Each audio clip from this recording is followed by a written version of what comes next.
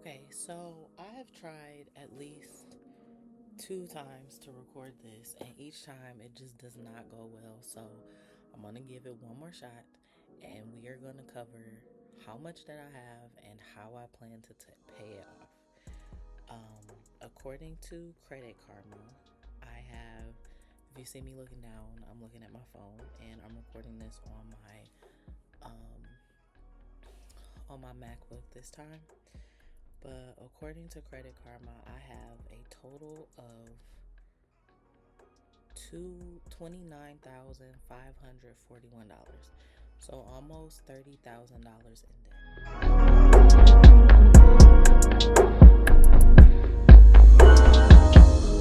That debt is split between student loans and credit cards. And the total amount on credit cards is $13,619. So that is what I plan to um, pay down using money that I make from the gig. Okay, so the $13,619 um, isn't like my actual amount because Credit Karma, with the credit cards, they report once a month. And there have been some payments since then, and then also some of these balances are cards that aren't actually debt because we pay those cards off every month, or I pay those cards off every month. So they aren't the cards that I'm going to be paying. So let's calculate what I actually owe that I need to pay off that could accumulate debt or is already accumulating debt based on the interest rates on the cards. So I have a total of 10 cards. I have a Discover It card. The balance on that card, as reported by Credit Karma, is $4,892 even. However, the current balance after a $98 payment on the 12th of January is $4,794 even. The second card I have is an Apple card. The balance on that card is $1,435.27. That's the actual balance because the balance reported on Credit Karma includes um, spending on the card that we pay off each month. We have an installment plan on the card for our cell phones, and the rest of the money is whatever we spent the previous month that we're paying off. So according to Credit Karma, the balance is $1,955. However, 600 or so of those dollars is money that we're paying off this month from last month that's not going to accumulate any interest. So I subtracted that amount, and what's left on the installment plans for two phones is $1,435.27. My third card is a Capital One Saver card. The balance on that card, according to Credit Karma, is $601 even. We pay that card off every month as well, so that card does not accumulate any interest. However, let me see, did we make that payment already this month? Or are we about to make it? Yeah, so we made that payment already this month. So what's left on this card is $724.77. However, the payment for that isn't due until February. So we're not going to include the Capital One Saver card in the balance that we need to pay off in the $13,619. The next card we have is a Fingerhut card. The balance on that card is $0. The fourth card we have is a Barclays card. That card can be used at Old Navy, Banana Republic, Gap, and I think like Athletica, I think is what it is. And I don't use that card very often. It has a zero balance as well, but when I do decide to use it, I always pay it off. The fifth card we have, no, sixth card. I'm on card number 6. Sorry.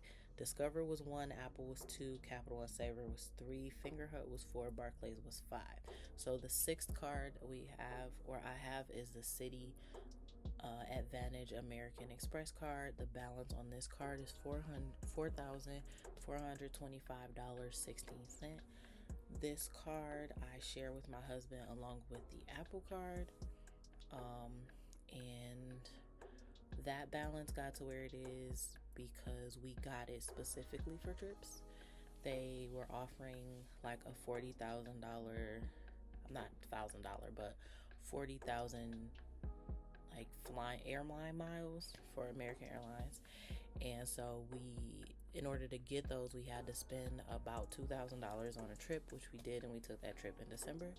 And then used that card for the trip. So anything we wanted to buy for the trip, gas, the rental car, any of the groceries we bought for the Airbnb we were in, any of the food we ate in the airport, like all of those things, we used the card for that. And then when we got back, we used it a little bit as well. So that's where that balance came from. The seventh card I have is a Vibe card. The balance, according to Credit Karma, is $1,390.78. However, a $90 payment was made on the 8th of January, which brought the total down to $1,378. I have a Capital One Silver card. And the balance on that card is $477 even, according to Credit Karma. That card gets paid off every month as well. I did use the card and also make a $300 payment a couple days ago. So the balance on there right now is actually $350.38, but it is not due until February. So I don't have to worry about that one, but it will get paid in February. It might get paid sooner than that, but this card is not going to be included in the balance that I need to pay. What is that? Card number 6, 7, 8. Okay, card number 9 is a Nordstrom card. The balance on this card is $0. I did use it recently. I think I spent like $68 because Nordstrom has a points reward system, and I used like $30 worth of points or something for a purchase that I made. So I spent maybe $70 on the item that I initially got, but the balance on the card currently is $0. So that one won't be included in the balance either. And then I also have a Victoria's Secret card with a balance of $0 that I recently paid off earlier this month or late last month because I bought some things. But those cards, the balances always get paid off immediately. Well, when they're due, but without accumulating interest. So let's get to the total that I actually have to pay. That balance, after subtracting the payments that have already been made and the cards that are already up to date, the balance I need to pay off by the end of the year for the credit cards is $11,955.21. So let's break down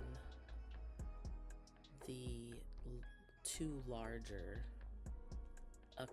credit cards that make up that balance. So the first larger credit card that makes up that it might as well be $12,000 balance is a Discover It card, with the balance currently of $4,794. Now, this balance is not my spending. Okay, so before I get started, I just want to give a disclaimer. I am not throwing my husband under the bus because we accumulated this debt together after we got married. I just want to share how I utilize this particular feature of the Discover card because some people may not know that it's available. Earlier last year, I paid off all of my credit cards, and then once I did that, I decided, okay, I'm going to go ahead and try to tackle my husband's cards. One of the ways that I decided to do that was to get rid of the high interest cards that he had. My Discover It card gives me the option to do a balance transfer, or kind of like a loan withdrawal from my credit limit. So, a balance transfer normally is where you take the balance from one credit card and you transfer it to a new credit card, and they charge you a fee to do that. And but you can usually only do that if the card is in your name, the one that you're taking the balance from and transferring it to. In this case, none of the cards were in my name, but Discover had the option for me to request a portion or all of my credit limit if I wanted to, and they would deposit that into my bank account. And so I chose that option and then used the money that I got from Discover to pay off my husband's cards. I was still charged a fee the way you would ordinarily be. It's just that they put the money in my bank account instead of paying the credit cards directly.